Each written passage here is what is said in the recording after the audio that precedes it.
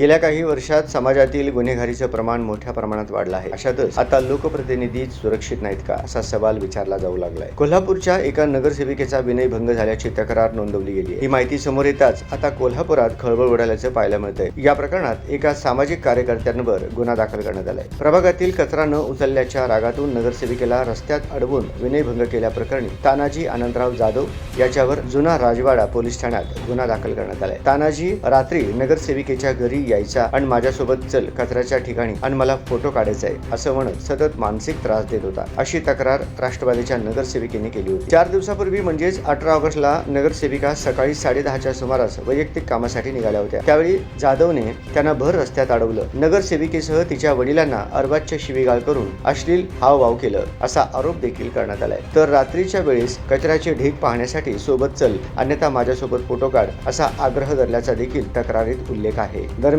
सत्ताधारी नगरसेविकेच्या विनयभंग तक्रारीमुळे कोल्हापुरात खळबळ उडाली असली तरी कचरा व्यवस्थापन करणं गरजेचं देखील आहे असं स्थानिकांचं म्हणणं आहे. भागात कचरा टाकण्यासाठी येणाऱ्या महिलांचे व्हिडिओ बनवण्याचं काम तानाजी जाधव करत होता अशी माहिती समोर आली आहे.